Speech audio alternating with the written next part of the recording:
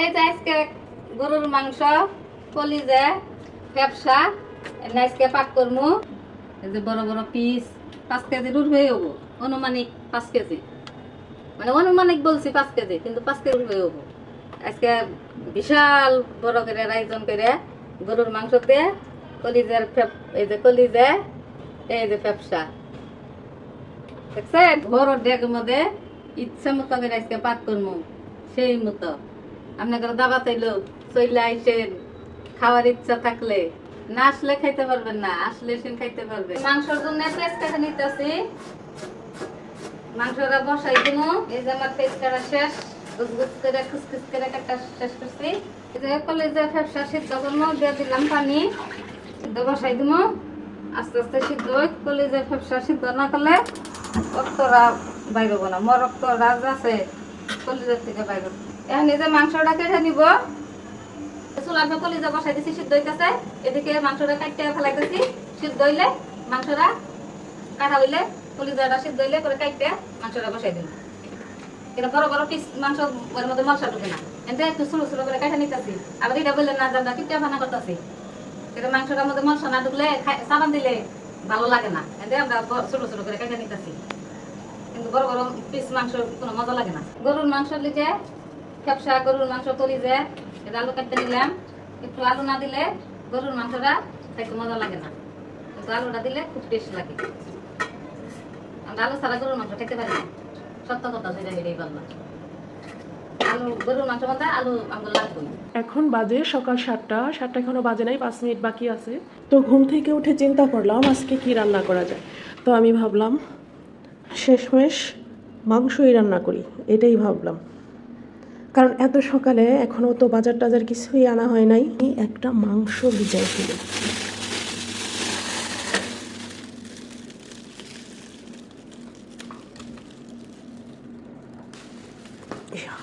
মাংস তো বের করলাম, এখন আমি এই ফ্রিজে আসলাম 1 প্যাকেট গরুর কলিজা নিতে, কারণ আমি মাংসের সাথে কলিজা দিয়ে রান্না করব। ও আমি মাংস হলো গরুর মাংস ভেজাইছি, যে মাংসটা আমি বের করছিলাম, পরে মনে হলো যে আমি 1 প্যাকেট কলিজাও বের করি, কারণ মাংসর সাথে কলিজা দিয়ে রান্না করলে আমার কাছে অনেক বেশি ভালো লাগে, আর কলিজাটা আলাদা ভুনা করলে সেটা আমার কাছে খুব একটা ভালো লাগে না। তো সেভাবেও আমি রান্না করি, মাংসর সাথে দিয়েও রান্না করি।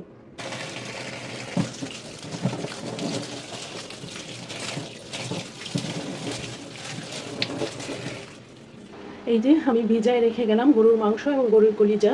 এই যে রান্না শুরু করে দিলাম, দিয়ে দিলাম তেল, তেলটা গরম হয়ে গেছে, দিয়ে দিলাম পেঁয়াজ, দিয়ে দিলাম গরম মশলা,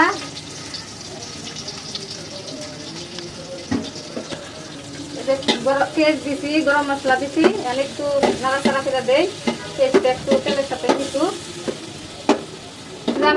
পেঁয়াজ ভাজা লাল লাল হয়ে গেছে, হান দিয়ে দিলাম আদা রসুন বাটা, এতে জয়ফল জয়ত্রী মশলা দিয়ে দিলাম, মরিচের গুঁড়ি দিয়ে দিলাম, হলুদের ফাঁকি দিয়ে দিলাম, ধনিয়ার গুঁড়া দিয়ে দিলাম, এতে জিরার ফাঁকি দিয়ে দিলাম, লাস্টে আবার ভাজা জিরার গুঁড়ি নামানোর আগ দিয়ে। এতে সব ধরনের মশলা দেওয়া শেষ, মশলাটা একটু বাইজা নেবো, বাইজা হাইরে হালকা করে একটু পানি দিয়ে দেবো, পানি দিয়ে দিলাম। মশলাটা একটু কষবো, কষলে করে মাংসটা দিয়ে দেবো। এই যে লবণটা দিতে আমি একটু ভুলে গেছিলাম, লবণটা দেওয়ার লেগে খেয়াল ছিল না, লবণ দিয়ে হাতম দিয়ে দিলাম। একটু একটু ভুলে গেলে সমস্যা নাই, পরবর্তী দিয়ে নিয়ে যায়। কাঁচামরিচ দিয়ে দিলাম গরুর মাংসের মধ্যে, আমার কাঁচামরিচ না দিলে তরকারিটা সুন্দর দেখা যায়। কাঁচামরিচ দিয়ে দিলাম, খুব সুন্দর দেখা গেছে। এই যে আমার মশলা কষে গেছে, তরকারি মশলা কষে গেছে গা, মাংসটা দিয়ে দিব। মশলা কষে গেছে গা, গেরানো বাইরেছে প্রচুর মাংস। মশলাটা যে মশলাটি দিছি এরা পাখানি তুরি মশলা দেয় না তরকারির মধ্যে, দেয়।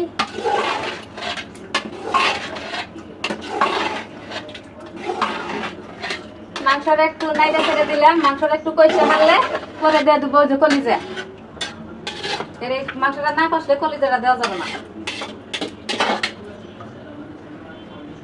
ঢেকে দিলাম আধা ঘন্টার জন্য। আধা ঘন্টা পরে পরে খুইলে নাড়াচাড়া দিন। এই যে মাংসটা আধা ঘন্টার সময় কষাই ফেলছি, এখন কলিজাটা দিয়ে দিলাম।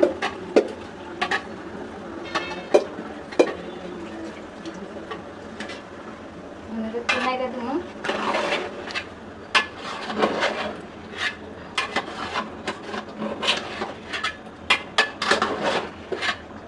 মাংস পাতি বুঝা হয়ে গেছে গা। 5 কেজি মাংস কম নাহি, কলিজা মাংস মিলে পুরা 5 কেজি। বিশাল একটা তরকারি হয়ে গেল গা। আর যেটুক মিলাবার সেটুক মিলাই গেছে গা, আর মিলাইতো না। মাংস পুরাটাই এটুকুই থাকছে। এটা চলবো টানা 2 দিন। মাংস তরকারি ডেলি ডেলি রান্ধবো যায় না, একদিন রান্ধবো 2 দিন খাবো। এই যে আমার মাংস কষানি শেষ, এখন আলুটা দিয়ে দেবো। আলু দেন, আলু দেন। এই যে মাংস কষানি শেষ, ঢাইলা দিন না, পানি আছে না? পানি নেই। এটা মাংস সিদ্ধ হইতে সময় লাগে না। মাংস সিদ্ধ হয়ে যাবো, আলু সিদ্ধ হবে না। আলুটা এখনই দিয়ে দিলাম, আস্তে আস্তে সিদ্ধ হইবে। এই যে তেলটা এখন উপরে বাইরে আসলে এখন ঝুলনা দিয়ে দিলাম। এবার তেলটা না বাসলে তরকারির মধ্যে ঝুল দিলে তরকারিটা সুন্দর হয় না। ঠিক আছে, ঠিক আছে, ঠিক আছে।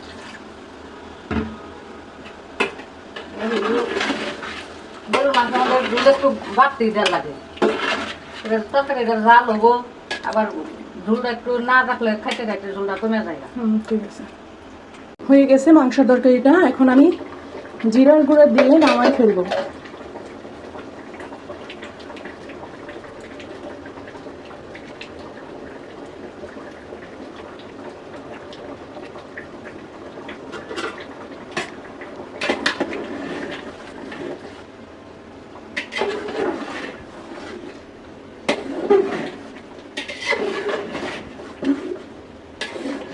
মাংস, কলিজা, ফ্যাপসা সব একসাথে দিয়ে আমি রান্না করছি।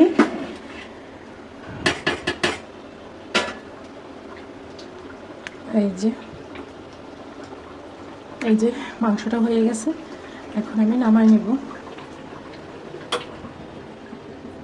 মাংসটা এখন একদম পুরোপুরি কমপ্লিট হয়ে গেছে, ঢেকে দিব।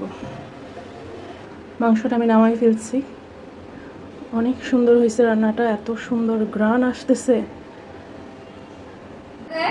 আমার ছোট ভাই, আমি ভিডিওর মধ্যে সবাই বলছিলাম আমি প্রচুর মিষ্টি খেতে পারি, এই জন্য আমার ভাই মিষ্টি গিফট করছে।